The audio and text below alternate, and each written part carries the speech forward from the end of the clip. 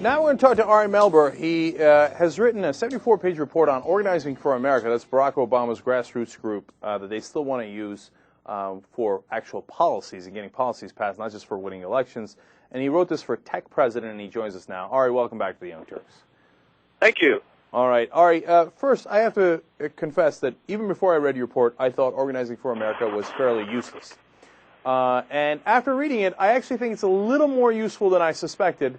But overall, 90% useless. First, let's address my concerns with it. It appears that they're playing patty cakes, that their main objective is to back Democrats that are already in Obama's corner, which in politics doesn't really do anything at all. It doesn't change any votes. So isn't that a gigantic problem for Organizing for America? It is a huge problem, and it's a strategy that comes straight from the White House. So that's really the source of most of these strategic decisions that we're seeing. And as long as they take what I argue is actually a relatively novel program with a lot of grassroots volunteer buy-in from both my reporting original for this project as well as other data, like 200,000 cumulative hours from volunteers in this first year alone, they're taking something valuable, and as you say, they are not actually putting it towards a hard confrontational strategy to change votes on the Hill, which is what my reporting found on the Hill. Even Democrats that want them to do better don't think they're having much impact now. Well, look, you mentioned something that's one of the positives, so let's do that as well. You got 200,000 hours of volunteerism basically here. Now, in advancing an agenda that they believe in, right, a progressive agenda. That could be really, really powerful, and they've got people actually doing it, and they've got, as you explained, these super activists, etc. So you do have to give them credit for that. How well have they done in bringing people out? Look, I think this is a really key part, and as often happens, the narratives in Washington are both wrong, and they're both a little extreme. One is, this is a failure, you never hear about it, it sucks, and the other is, this is perfect, Obama is great in tough times, and anyone who criticizes OFA doesn't believe in grassroots organizing. There's versions of both of those if you pay attention and listen to folks, and those are both too extreme. This level of volunteering and converting campaign volunteers into what I call governance activists is a relatively new thing for a national party to dabble in. It's good for civic engagement, even if some of the legislative strategies aren't perfectly effective or tailored. And I don't know that we should expect they would be at this early stage. There's room for change. And finally, this is a program that in its first year has turned itself into a single-issue lobbying campaign on health care.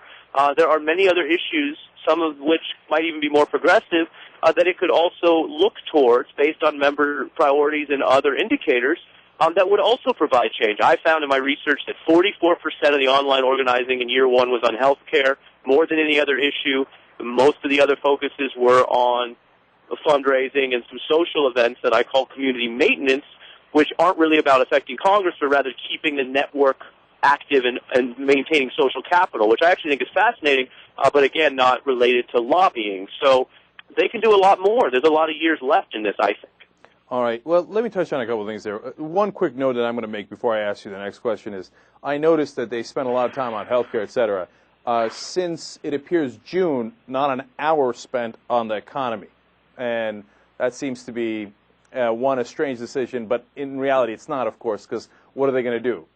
The only thing they can do is pressure Democrats. And that's part and parcel of the problem here. But let me ask you about another concern that I have, Ari, which is, when Bush and Rove ran the permanent campaign, we were a little concerned about that. And isn't this in some ways, though, also running a permanent campaign? For example, you mentioned that they've sent over 250,000 letters to the editor on health care alone. Now, if both sides start doing this, Republicans and Democrats, and you've got these these quote-unquote grassroots people organized by the political parties that are running permanent campaigns, well, then the letters to the editor almost become meaningless, don't they, as an example? Right. The problem is you have a dilution of the actual impact of certain grassroots activities and a real question about how grassroots they are, coupled with some of the costs of campaigning that we generally don't like, which includes being confrontational and being simplistic and turning things into bumper stickers. There's a rich academic literature about permanent campaigns that suggests a lot of problems for democracy, totally separate from whatever your personal politics might be. And I discussed that at length in the report. One thing that is, again, different is we typically think of the permanent campaign as a media and financial operation. And this is different in that it's adding a field component. And since the conservatives have obviously found their field component in Tea Party protests, they get a lot of media coverage, it is understandable now that we're in an era where both sides are trying to ramp up field. But a lot of the academic literature suggests that a permanent campaign is actually bad for some of our civic discourse, and that's a point I make, and I think a point that bears more study and more robust debate from participants. Grassroots organizing, both in the community model and the Obama campaign model, is about building power and relationships, not just pushing message that originates in Washington. We're talking to Ari Melber. He wrote this report for Tech President, a 74-page report on Organizing for America. That was Obama's group in the campaign that he's now using throughout his administration. It's 13 million people on that email list, and that's why it's powerful. Finally, Ari, you mentioned that this is a top-down organization. Isn't there a tremendous irony in a grassroots group being told what to do by the White House? And then, you know, I almost think that almost vitiates the whole point of it entirely. I think that's an important point. I found a real deep range of views on that. So stepping outside of my own opinion for a second, I found plenty of activists who felt that they already signed up for the Obama agenda back during the campaign, that they do trust him and they want to do what's helpful to him, and they trust the people he picked in this political operation. I found a lot of people who felt that way, and these are people who are working 20, 25 hours a week, and they're not stupid, and they're not just soldiers. They believe in this, and so I quote a lot of them, and I tell some of their stories, and that's why I hope the project is interesting to people who want to get a deeper view. Having said that, I found many other people who are also smart and passionate and desperately want Obama to succeed, who do feel that the organizing and grassroots components of this have been somewhat drained. There was one 22-year-old organizer I quote in there who worked 40 hours a week this summer for OFA.